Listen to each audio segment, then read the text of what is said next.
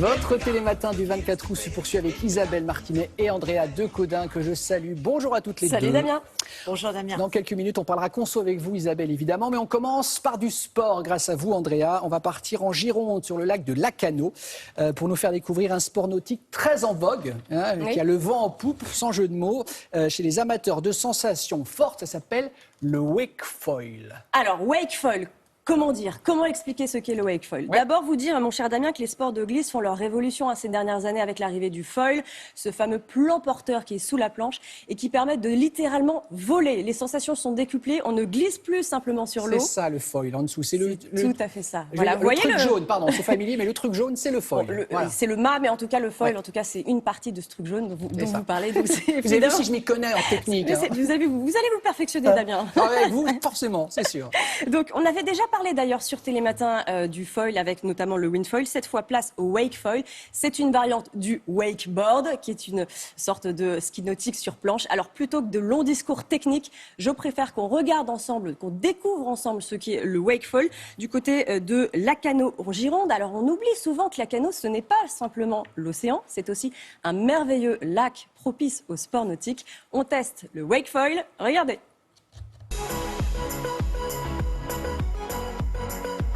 Et voilà, les fameux foils. Tu nous expliques un petit peu? C'est ça.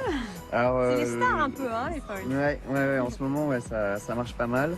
Le principe, c'est de voler sur l'eau grâce à ces foils. Donc en fait, il y a toute cette partie qui est sous l'eau et toute cette partie qui vole. En fait. Donc on vole sur le foil. C'est ça qui donne les sensations. Donc avant de tester le wakefoil, tu m'as dit qu'il fallait que je teste un peu le wakeboard, donc sans le foil, pour t'habituer, pour arriver à comprendre la sortie de l'eau, avoir les premières sensations de glisse. Okay. Et une fois que ça sera à peu près acquis, on va passer au foil.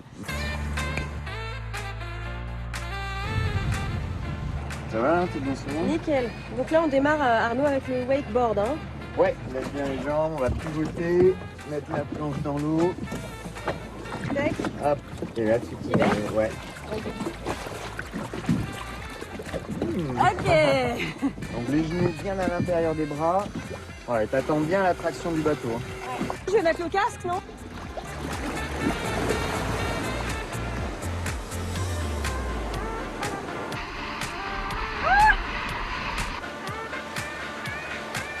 L'apprentissage du wakeboard est assez intuitif, contrairement à sa version sur foil qui, elle, nécessite une bonne maîtrise de l'équilibre. Pour faire sortir la planche de l'eau, enfin le foil de l'eau, il va falloir que tu appuies sur la jambe arrière pour faire lever la planche. Si tu restes trop longtemps appuyé sur ta jambe arrière, le foil va sortir de l'eau et tu vas retomber à plat. Okay.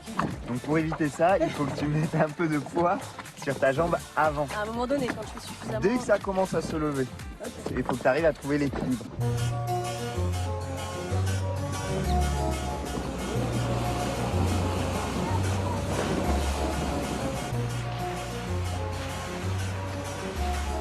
Tu peux commencer à genoux un peu.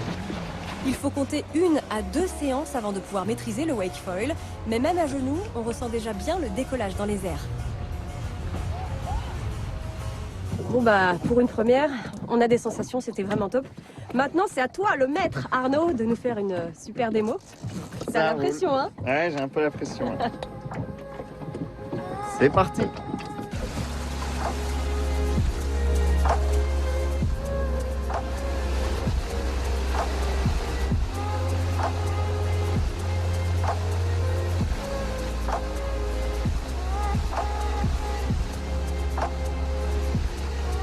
C'est des bonnes sensations à tester.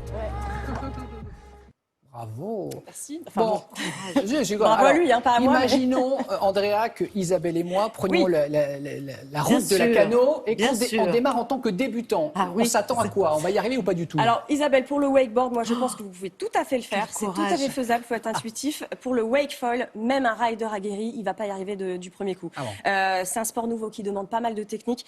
Donc, il faut compter au minimum 2 séances à raison de 25 minutes par séance pour... Oh, ça va. Si vous nous dites qu'au bout de 2 séances de 25 minutes, on va tenir dessus...